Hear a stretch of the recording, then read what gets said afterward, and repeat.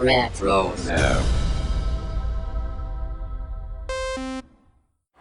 What's up, guys? This is Daniel Logan, Boba Fett from Attack of the Clones, The Clone Wars, Book of Boba, Skywalker Saga game, and hopefully many more things in the Star Wars galaxy.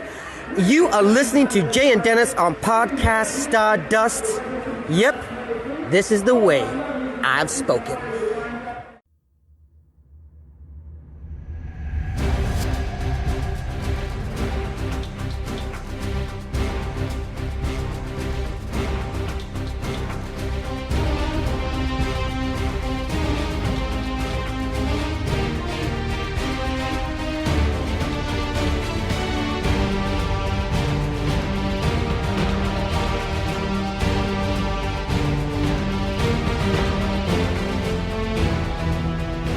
Welcome to Podcast Stardust. This is the fully armed and operational podcast dedicated to Star Wars news, reviews, and discussion. I'm Dennis Keithley. And I'm Jay Krebs. And we've got the final episode of Skeleton Crew on deck for this episode. But before we get into the finale, Jay, where can we be found on social media? Gosh, I can't believe it's already here. We are on Facebook and Instagram at Podcast Stardust.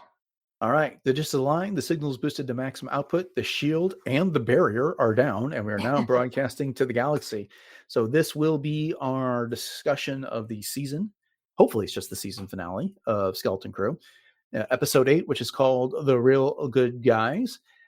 We've had a habit of doing some non-spoiler discussion for the first few minutes of our shows. Jay, what did you think about this one?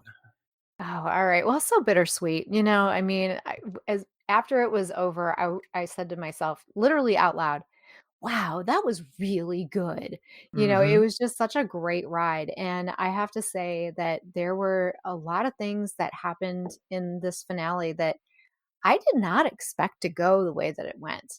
So I was very pleasantly surprised with the storytelling and just the way that everything kind of came to this culmination, but yet allows for that room for more storytelling to happen. So wow, it went by so fast too, this last episode. It seems like as soon as I started it, it was done.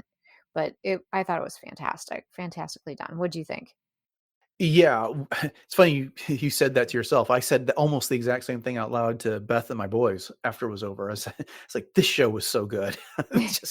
I think that's exactly what I said when it ended. And I'm with you. This was such a breath of fresh air for Star Wars when it came down to it. And we'll get into some of the hows, whys, and things like that. And when we get into our spoiler part of our session, but they so made it available for different stories going forward that they can pick up all kinds of stuff with this. And I thought that was brilliant. They didn't do a whole lot of definitive things with the end of the show as the action was coming to a close. And I think that was really smart. We got an ending and we got a hint of, what life is going to be like for the kids after that. But they didn't box themselves in. And I think that was really, really smart. It very much was a John Watts and Christopher Ford type of a story. I kept thinking at the end of the various Spider-Man movies that they put out there, the way that it all got pulled off. But really applaud. I got nothing but applause for them, for Favreau, Filoni, who are some of the executive producers, everyone at Lucasfilm on this one. I think online, Coffee with Kenobi's Facebook page, they had a non-spoiler discussion on this, and I said, bravo to this. It made me feel like a kid in the 80s all over again. I mean, because that definitely was the tone of the show. We've been talking about that all along. And I this is one that I'm going to be rewatching regularly because it was just that good. I was reading online today. They did Watson did an interview with Entertainment Weekly. And apparently the first episode had lower ratings than the first episode of The Acolyte. Really? Lower viewership, yeah. But the ratings for each show afterwards went up and up and up, which is kind of unusual, which meant that it had a strong word of mouth. So anyway, they're hopeful that that'll help it get a second season. When it comes down And to it it. should. It really should, because that does make sense though. Not the fact that it had lower viewership or ratings than The Acolyte coming out, but just the fact that it did grow because it was one of those water cooler kind of shows, Yeah. and it's definitely the first time in a long time that most, I'm not going to say all because, that's saying a lot, but most Star Wars fans really loved. And everybody was like, "Are you watching Skeleton Crew? What do you Yeah. think of it?" And everyone says the same thing, that there's definitely some gravitas to it, but there's so much stunning, wonderful naivete and just all around fun. And it's like you said, it's a breath of fresh air. And I really do hope that we get another season.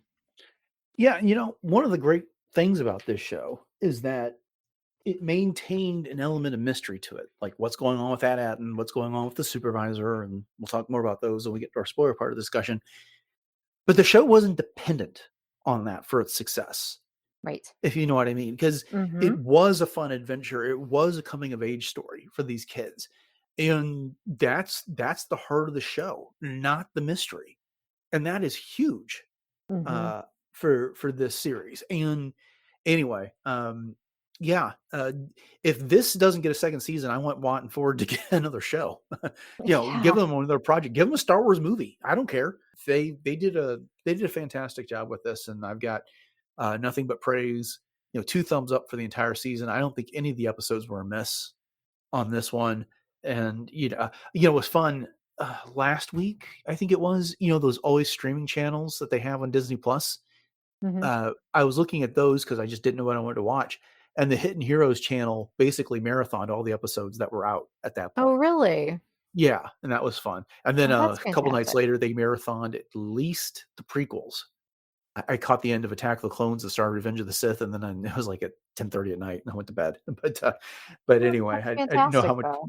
Yeah, I didn't know how much farther they were going to go with that after those. But so, anyways, that was a fun way to watch it because I just at that point I didn't feel like I have to sit down and because I've seen all these episodes at least twice in preparing to do our discussions, Mm-hmm. and it was like this is cool because I can have it on and I can turn around and watch it for a few minutes while I'm making dinner and the like. And it's just that type of a show. It's fun to have on in the background now. Mm-hmm. Oh, yeah. I agree. It's a classic in the making already. Definitely, definitely. Well put. Okay. Well, then we did more on the non-spoiler portion than I thought we were going to. So let's turn into the details of this episode. If you haven't seen it, you don't want to be spoiled. This is your jumping off point. Press pause, come back later. We'd love to have you back. But we're going to get into the details here. So yeah, everything comes to a head here, Jay. This was the ultimate third act. If this had been a movie, they really moved forward in this episode full steam ahead. Starting off with Jod confronting the families at the beginning of the episode, but he deactivates the lightsaber. What we thought was a threatening gesture at the end of episode 7 kind of turned out to be an introductory gesture in this episode. Although I say that, I kind of think him pulling out the lightsaber was actually a threat to the kids and an introduction to the parents on that. But what did you Yes. think of that scene there? That is the best way to put it, absolutely, because he knows what the kids are gonna interpret it as, but he's using it almost as a calling card to be this emissary and to kind of prove his identity to the parents. So Mm-hmm. that was the perfect way to put it. Yeah, for sure. It's definitely a double-edged sword if a lightsaber could be a double-edged Yeah, sword. double-edged lightsaber. Then it would be a double-bladed saber, and he'd be Darth Maul. So, uh, but he does something clever after that, which is he leans into "you have naughty children," and they Mhm. completely blew past all of these regulations that we have and put At-Attin in danger, and there's going to be consequences. So, confine them to quarters. I, I was like, that should have been a tip off for all the parents because you don't find someone to quarters on land. That's a It's a seafaring ship term. thing. Yeah, and so, very much a pirate term, but then he sent the droids with them so he could spy on them if he wanted, and the kids realize that. They're not dumb kids, but Right. that was pretty clever, as part of his ruse. It really was, and I just love the fact that Fern was really not having any of it. She was playing into it, but not playing into it at the same time. You could just see her staring him down, and, her mom Farah was just hating that. She was thinking, "Oh my gosh, you're Yeah. continuing to be incessantly, defiant here. Stop it, just stop it." Yeah. Yeah, and then he's like, she made some, flippant comment about, their terrible behavior or whatever. But Mhm. so, she was on the up and up, but it sent a signal to Jod. And so my question is to you is that, did she intend to stick around Jod? And that's why she was throwing those words back at him so that she could kind of try and thwart his plans? I'm not really sure. I hadn't thought of it that way, quite honestly. I just thought that, Fern being Fern, she was going to Hmm. give him all he was worth in a way that, let him know that he wasn't going to get away with it, but not to the extent that it was going to, alert her mom to anything. Right, right. So Jod turns the tables on her anyway and takes her to see the supervisor with her mom. And what's kind of struck me as funny about this is that Farrah was acting like it was this big opportunity for Fern. That, the Mm. supervisor rarely holds any audiences and definitely not for anyone so young. And so this is an Yeah. opportunity, acting like she's been there before, and she completely hasn't. Because when they get to the top of that tower and there's nobody there, she's calling out for the supervisor, and if she had any experience with this, she would have realized it was this gigantic droid Mhm. hardwired into the tower right there in the middle. Um, so no, it was not Tac Renard. So that dispels that theory. Fine. I'm good with that. Uh, what did you think about the reveal of the supervisor being just a giant droid brain sitting there controlling everything? Well, as soon as they got up there, I was just thinking about everything you said about The Wizard of Oz, because that was Mhm. definitely the feeling that you got as they were approaching this big control panel, because you didn't see anyone. And that's kind of how, The Wizard of Oz is. And then, like you said, Fern's mom, Farah, she obviously had never been there before, even though she was putting on the dog that she had. And then when it was revealed that it was this super brain droid kind of thing, all I could think of was iRobot with Vicky, and that was Oh, what was controlling everything there. But, you know, my question for later that we can discuss is, who created the supervisor to be in charge of At Attin? Because there must have been a supervisor in place, such as this droid, on the other planets that were being protected as well. yeah. But Yeah, we yeah, ultimately don't get that answer, do we? I mean, no, we don't.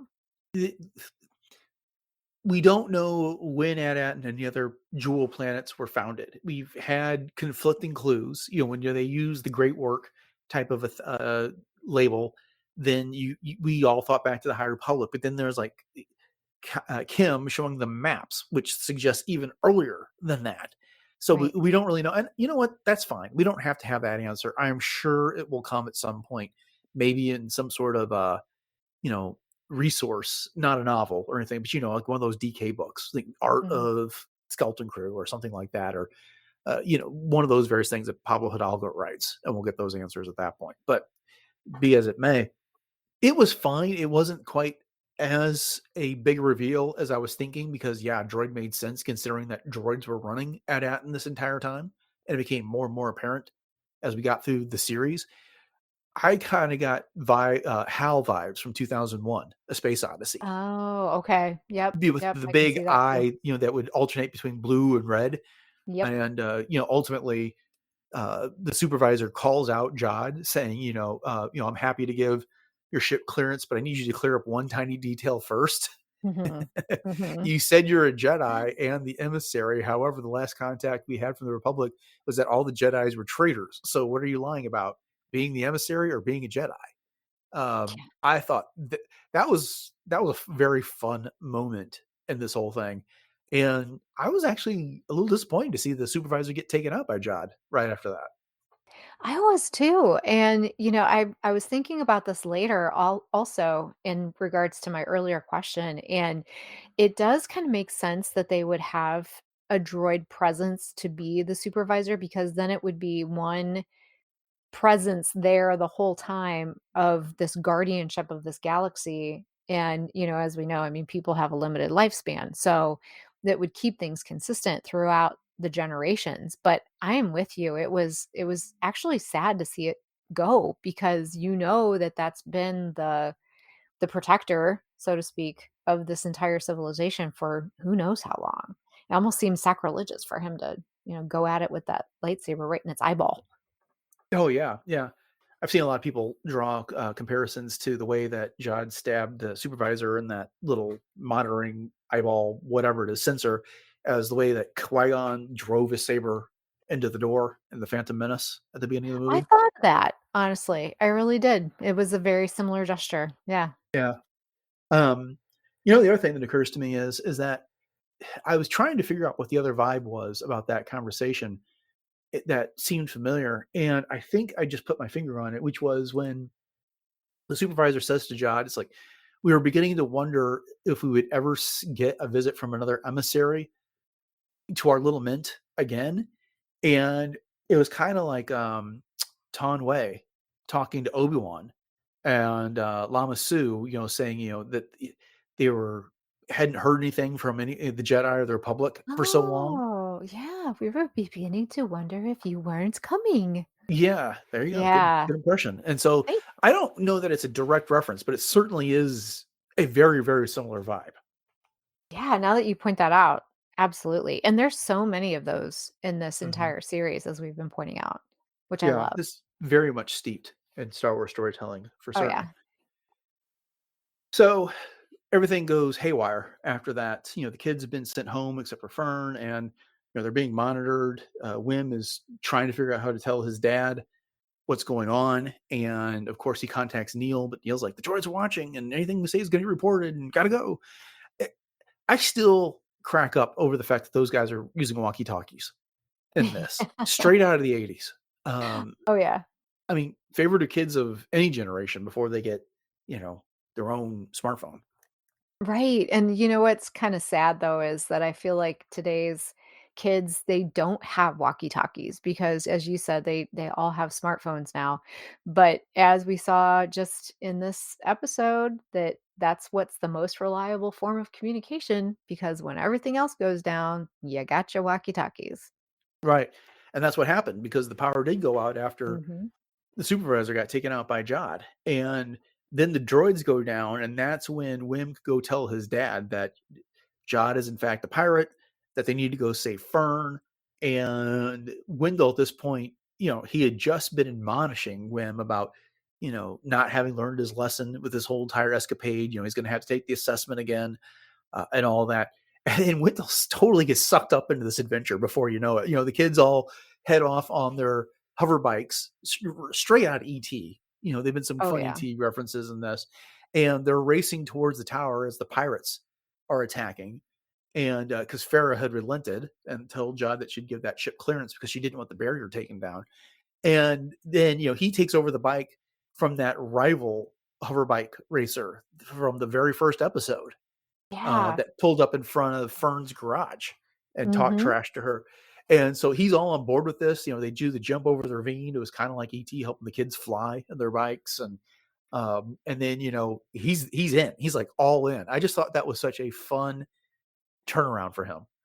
Oh, yeah, for sure. And even because he went from obviously, being this very strict rule follower and making sure that the hierarchy of all of these jobs and the great work and everything like that was being taken care of. And even down to the point, like you said, that he was admonishing Wim for, haven't you learned your lesson and anything like that.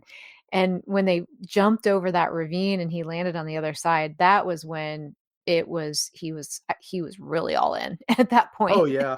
because he had gotten, that little taste of what the kids could do. And can we just appreciate also that Neil was in the bathtub again when it I just think that's so awesome. That's his favorite place. It But is. elephants like water. So makes sense, True I that. suppose. But Wim's dad was even, when the power first went out, and he's looking out and he goes, "Oh, it's just a power outage." Like, did he not put 2 and 2 together? I mean, here's this all of this that was just happening, and it's just so conveniently there was a power outage, until Yeah. they kind of shook his tree a little bit and said, "No, this is what's actually happening. Let's go."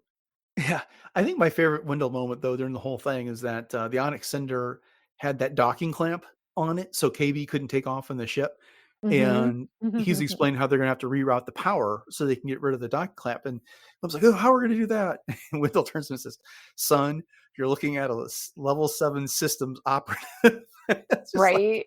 yeah, That was perfect. yeah, just, bragging about his position, which, hey, you know what? The world needs accountants. The world needs administrative people and stuff like that. But it was just such a unexpected type of, this is the power move, level 7 systems operative. Right. So that was just a fun line on that.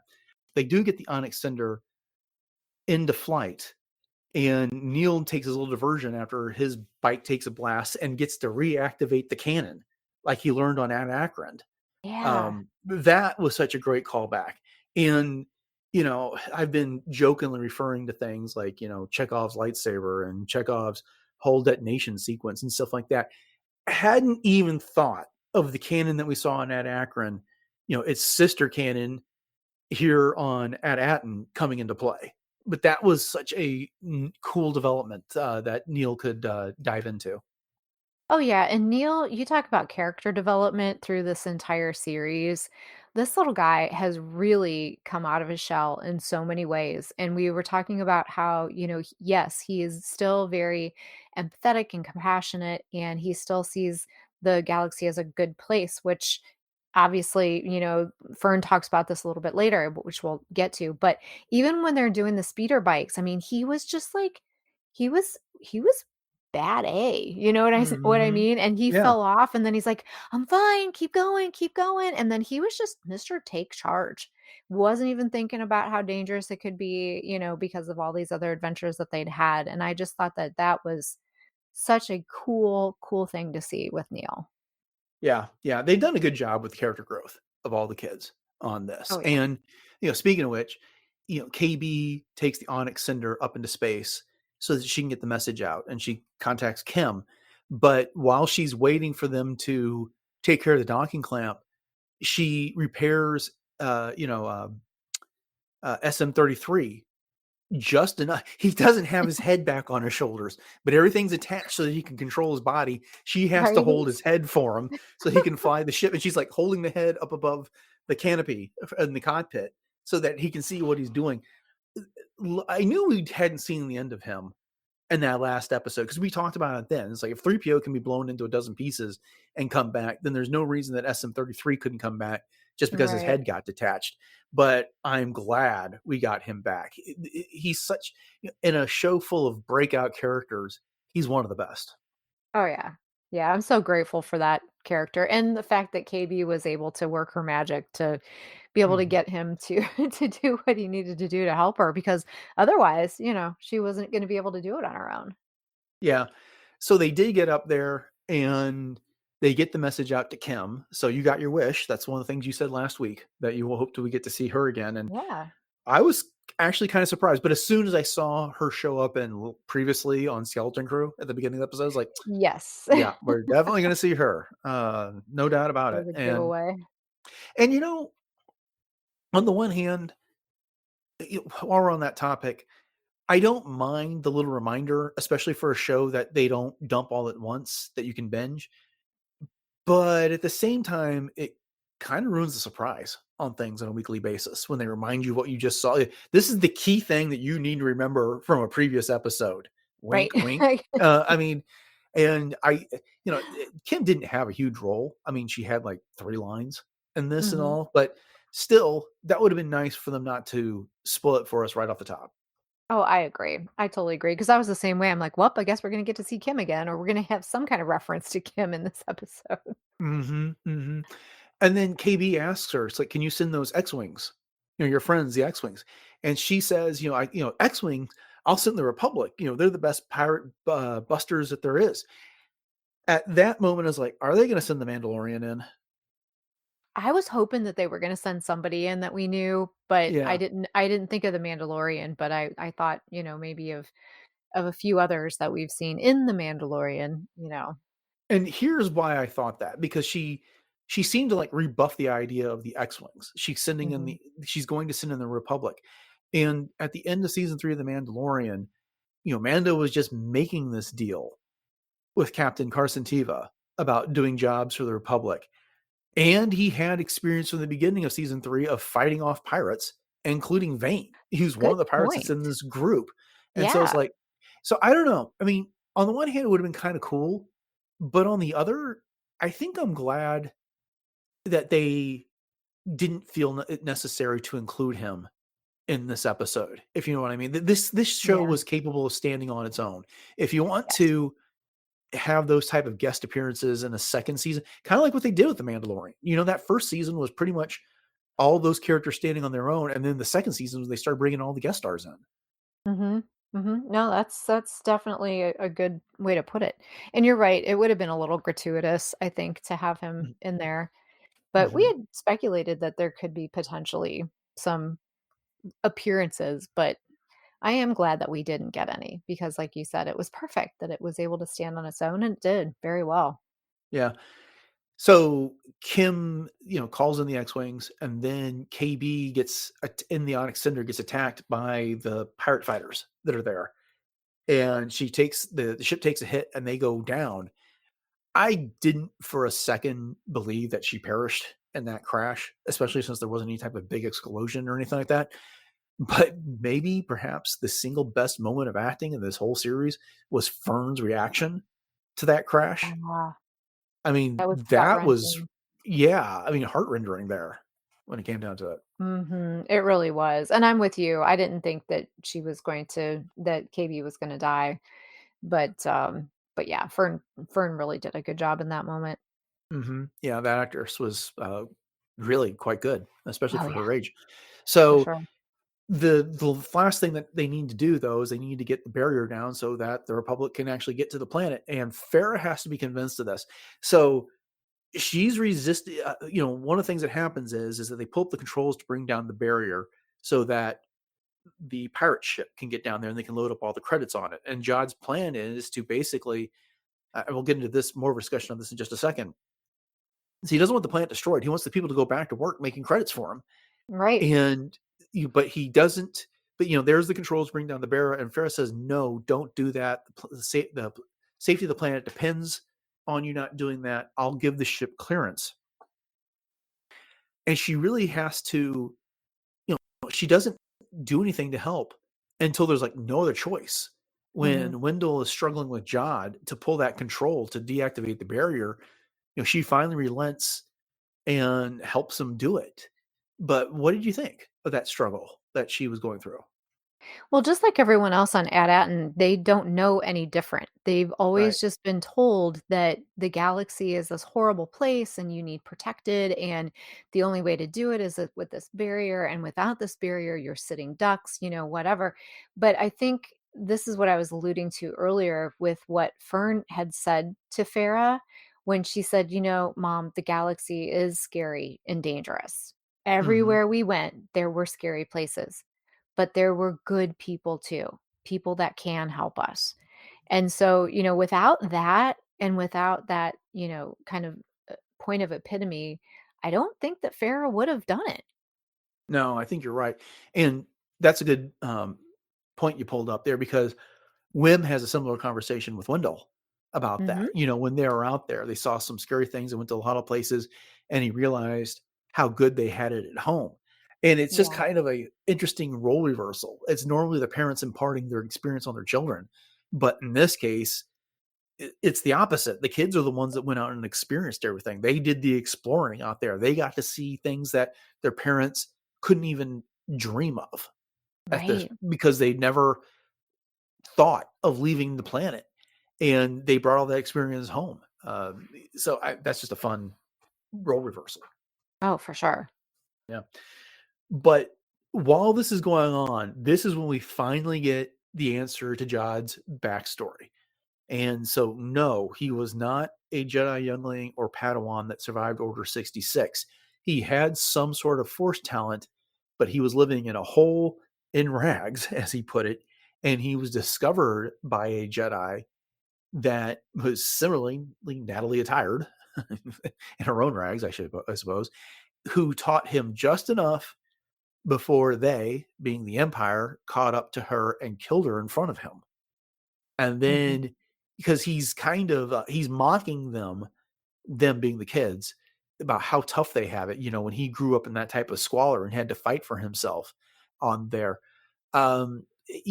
So okay, he wasn't part of the Jedi Order, but he's still a victim rather of Order 66.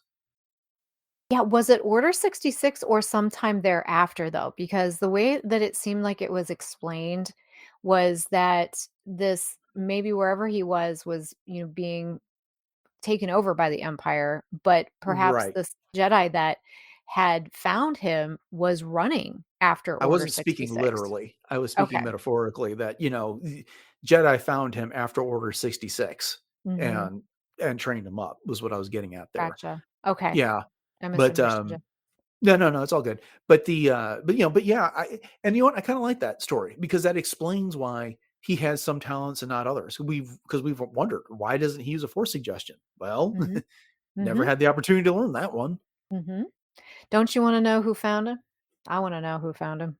If it's Yeah, anyone we know. I'm assuming not because it seems like everyone we know has pretty much been accounted for at this point. I mean, can you think of a woman Jedi that we don't know who the fate of it was that might have been this person? Off the top of my head, I mean, there's always Shaak T. Yeah, if she didn't She's die had the so 4 many other different times. deaths. Yeah, right. I suppose. But, yeah, And that other than that, that's the only one that pops into my head, but yeah. yeah. What'd you Story also for think of another that, time. Wim's attempt to lie to Jod when he showed up in the tower after he and Wendell got there? He's totally trying to distract Jod, and he's telling this story about he's got his walkie-talkie out, and it's over. We contacted the Republic. They're on their way. And then Jod points out, it's like, I thought the barrier prevented all type of communication. And then Fern jumps in on the story about how they found that crystal uh, of the founders or whatever it was that an ancient warrior was guarding it, and he's been working with the Jedi all along to lure you in here and stuff like that. And John just responds, "You need to work on that story, Wim." But Yeah. it was kind of fun. It was directly out of his little storybook that he's been It reading. really was. Yeah, and it was just again, it was just the beauty of the innocence and the naivete, but I just kept cringing more and more because every time he would say, "Yeah, and the Jedi are on their way," I'm like, "Oh, dude, no, just don't just Yeah, just quit while you're ahead," kind of a thing, but he just kept rattling on, but, yeah. That lie oh, already got dismantled by the supervisor. So nice yeah, try. But yeah. okay. Well, a few other things I want to mention before we wrap it up. I loved seeing the B wings in the battle, Oh, especially when yeah. they used that attack that Hera used with a B wing prototype in Rebels. Mhm. That's the first time we've seen that in live action. That was pretty awesome. That I was so cool. Because I was trying to think of what, if anything, we got to see a B wing do in Return of the Jedi or the Rise of Skywalker at the Battle of Exegol, and it was nothing like that. Right? Yeah, Yeah, it was glorious, and I yeah, loved the focusing lasers, just getting to see hmm that in real life. yeah, yeah. Anything else you want to cover before we wrap it up? Not really, I mean, there was just a couple little things here and there, like, I thought it was funny when Wim and Wendell were sharing their first meal together, and you see he's like, "Oh, nothing like a home-cooked meal," and it was obviously like a Star Wars version of a TV dinner, Yeah, not but appetizing at all. but it It's was yeah, that was cute. whatever they were heating it up, that was like it looked like almost ooze just being warmed up. I mean, it's like, ugh, Right. that's revolting, Wendell. So, Oh all right, gosh, but cool. what a wonderful series. Yeah, yeah, and we'll be talking about this series some more in the next couple of weeks, just because we have to. It's been so much fun. There's been. Let me say this: I generally think favorably of all the Star Wars content that's come out on Disney Plus. There's been some shows that have been better. For me, this is right up there with The Mandalorian as the best content that they've put out on that Mhm, platform. mhm. And I would take another season of this or 2 or 3 in a heartbeat because it was that much fun on a week to week basis. And it's funny, Jay, because it was November. We were just kind of talking about how we weren't feeling it on this Right? with everything we'd seen. And then all of a sudden they released all those little spots on Instagram, and Mhm. we're like, okay, I can see this. This seems pretty, this seems like I'm going to be interested in. And I'm wondering if there just wasn't a lot of people that were feeling that same way and weren't willing to give this a chance until that word of the mouth got around. Right. Well, I think you nailed it right there, just in Mhm. that sentence that a lot of people probably weren't. And then as the series went on, everyone found a reason to love it. And I hope that they do release some things now that they really do have such a solid viewership and so many people that love this, that maybe they'll do some sort of special feature on Disney Plus and release some things, behind the scenes, making of, that we've gotten before with some of the other series. That would be nice. Yeah. Yeah, I hope so too. I would definitely love the Disney Gallery series, making of the Right. Skeleton Crew. That strike while the iron's hot on this. Oh yeah. It's so well received. Cash in on that. Give us the content. I'd love to see it. They've done a good job, and I haven't read everything, but on StarWars.com, they've been posting a lot of stuff of how they did the special effects and interviews with the writers and directors and the actors and things like that. But hey, put it all in video format and let us watch it on Disney Plus. I'd be there for that anytime. Right. Right. I'm with you. Yeah, there's been a lot of little snippets like that on Instagram too, I've been seeing. But Indeed. yeah. All right. Well, that was fun. Hmm. Another episode, 2 thumbs up for Dennis and Jay. But thank you all for joining us for this episode of Podcast Stardust and our discussion of what we hope to be the season finale of Skeleton Crew. If you've enjoyed it, then please consider doing things like subscribing, rating, reviewing, and liking whatever it is your podcatcher does for Podcast Stardust if you haven't done so already. And then if you want to catch some of our previous episodes of the show that are not available on your podcatcher, that are not available on your podcatcher, head over to retrozap.com and you can find our entire back catalog there, more than 800 shows and counting.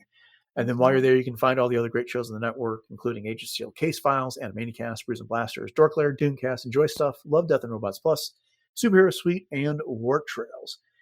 Jay, you want to remind everybody where else we're located online and where they can reach us? Sure, super easy to do. We are on Facebook and Instagram at Podcast Stardust, and we always love being messaged and, just rating and reviewing everywhere you can as well. And you can do that on YouTube and YouTube Music, as well as on Apple Podcasts, as well as Spotify. We're also on Audible. We're pretty much everywhere that you can find a podcast. We're there. And if we're not, let us know, because Dennis has been really great about making sure that we're basically everywhere, just like the Force. And we also have our Pinterest boards for some really fun ideas on everything Star Wars. And then if you want to get to chat with us in real time, you can head over to our Discord room, which is part of the RetroZap Discord server. Super easy to do. All you have to do is click on the link in our show notes and boom, you're there faster than the barrier went away. And then we also have our T Public store, which once again, the link for that is in our show notes. And we do have 7 different show logo designs available on all kinds of Podcast Stardust goods, from home goods and apparel and everything in between.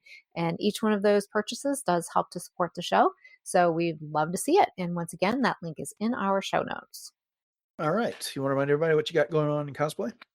Sure. So you can always catch me on my Instagram, which is at j.snipscosplay.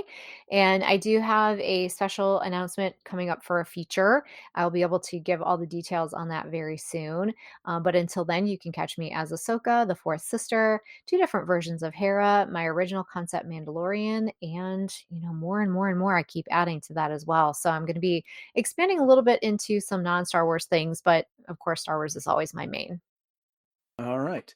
Upcoming on the show on Monday, we'll be getting into some recent Star Wars news. And we have 2 fun stories to talk about then. And then on Wednesday, it is our monthly feature known as World Between Worlds, where Jay rounds up the latest in Star Wars fashion and lifestyle products. So make sure you head back for that one as well. With that, just want to say thanks for listening to episode 836 of Podcast Stardust, everyone. Have a great weekend. And until next time, may the Force be with you.